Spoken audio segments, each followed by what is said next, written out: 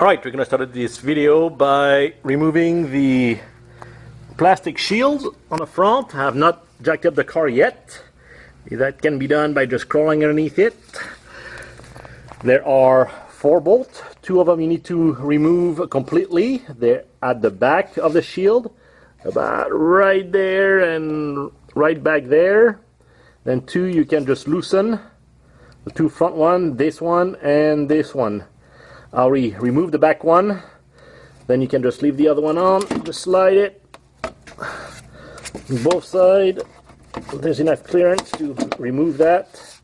That will expose the underneath of the car, and we're going to go on the other side. I'm going to jack the car up, remove a wheel. The driver's side, you'll see why later on. You might not have to if you're good, but you'll see that I had to. Hello, we're going to be working on a 2006 Jeep Commander with a 5.7 V8 Hemi. The car has 128,000 miles on it. This is my second starter. The first one was replaced by the dealership because it was under warranty. But again, this is my second one. Okay, first and foremost, I jacked up just the front of the car, about 15 inches off the ground. I put my 2 rubber wheel chuck on the back tires for safety. The car is emergency brake on in drive. In the park. And I'm going to be using this old drumstick to give you a sense of scale and point out a few bolts. I am not a mechanic, and I have a few tools. I just like to save myself. So I couldn't find any other video online with a Hemi, so I'm going to show you how I did it. It is by no means probably the right way. I don't know some of the name of the different parts. Hopefully that will be helpful to some of you. Remember, first and foremost, and I see that 80% of all of the starter problems are connection related or dead battery. I already did the work, so I can walk you through it. I can definitely tell you it was the starter. When I would try to start the car, I could just hear one click every time I would crank the key. Just one little tick coming from the engine, very much like a very dead battery, not even a multiple tick, just one, and that was it. No cranking of the engine, no turning of the motor or anything, just one little tick. Remember to disconnect your battery. Most people tell you to disconnect the negative. I like to disconnect both just because I don't like to get shocked. So again, jack up your car. I got 2 jacks plus my hydraulic for safety. You will find out eventually that you need to remove your tire and your plastic wheel well cover. You might not need to do this, but that's the only way that I'll show you later on that I could find out. That I could access the starter wiring. You will also need to drop your propeller shaft, that rusted pipe right there. You don't need to remove it completely. It's just so that when you remove your starter, you can clear that area. I couldn't find any other way to do this. So we're going to get started. I'm going to start working you through it. Alright, if you crawl under your car, right here, you can see the starter back there. You're also going to see the first bolt, which I mark in red for you. This one and the one above.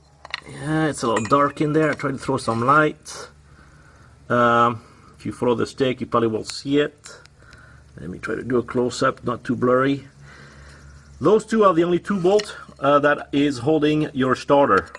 But first, we're going to drop the propeller shaft right here to do some to clear a little bit more. Let's get started on that. All right, so there are 4 bolts that are holding that propeller shaft. They have a lot of torque on them. You can do it with a regular 15 millimeter. All of the sockets that I use on this are metric.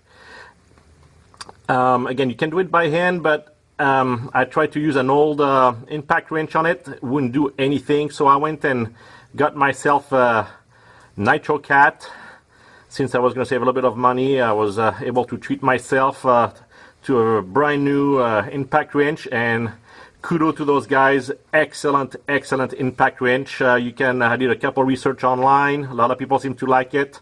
I'm not a pro, I'm just a little amateur, but I'm going to be using this for many years. Do mark with a red marker or whatever you want where the propeller shaft is, so you know how to put it back in its right position. I like to mark more often than none, so I don't forget where exactly every time. I mean, every part that kind of turns, I like to mark them so I know it goes back. For the torque on this, that Arctic Cat couple trigger and all four came out very easily. I did use about a 12 to 15 inch extension to drop that. Again, 4 bolts. And to put it back, consult either the internet or your manual to know how much torque to put back on them. It is pretty important for your safety. Again, I'm just doing this myself. Let's get it done. Alright, I removed the 4 bolts except one that is loose on there. Again, just to hold it so it doesn't drop and I don't smash my fingers. We're gonna go along, and now we're gonna remove the back side of it.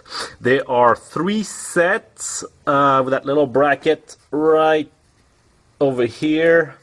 They're 8mm, very little torque on these, easy to do by hand. Some video will show you to jack up your car all 4 so you can turn it, and it's easier. I was able to do it without too much problem, but by just leaving the car the way it is. You can definitely, there's enough clearance all around here to do that. Remove, there's 6 8mm again. You remove this, and then you have to pry it, and the pry is right here. I had to use a little hammer to get it a little loose. After this, I just pry it with a big flat head screwdriver, and we're gonna remove it right now. Again, I'm gonna take those out. Give me a second here.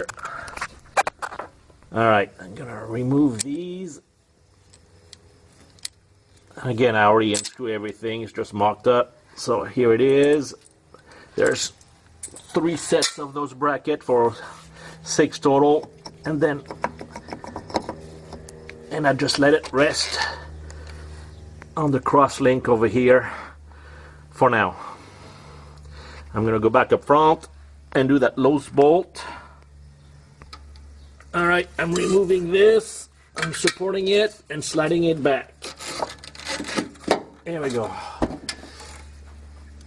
Back over here, and I'm going to slide the whole thing back.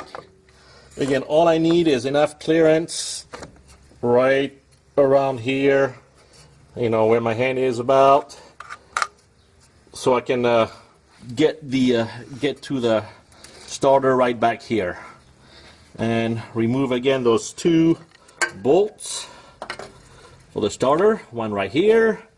The one back up there. I did it just with a regular wrench, and I left them loose. And then we're gonna go on the wheel side of the car to get the wiring undone.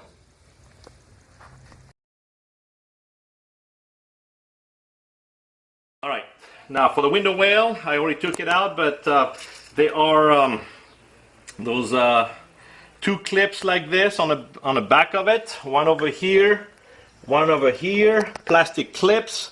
I use this tool right here to pull it out. My plastic pry bar. So try to save them.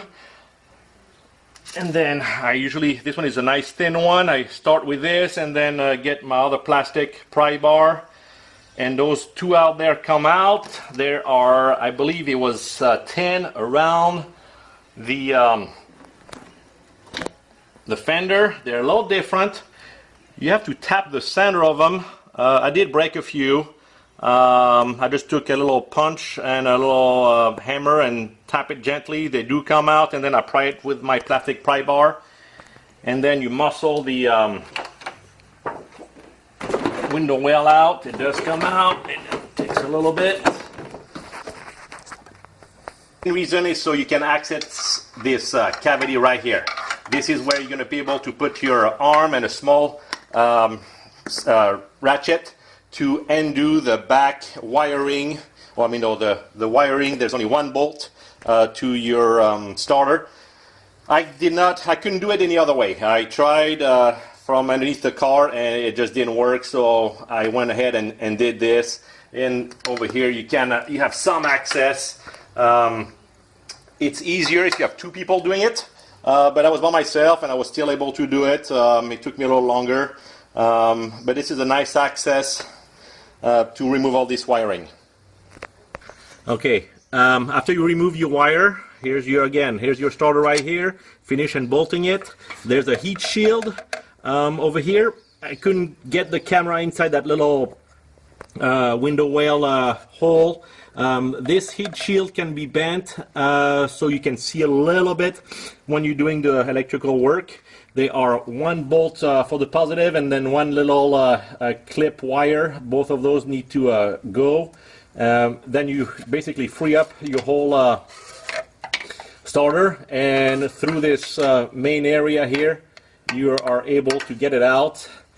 The rest is cake from here. You get put everything back together the way you found it.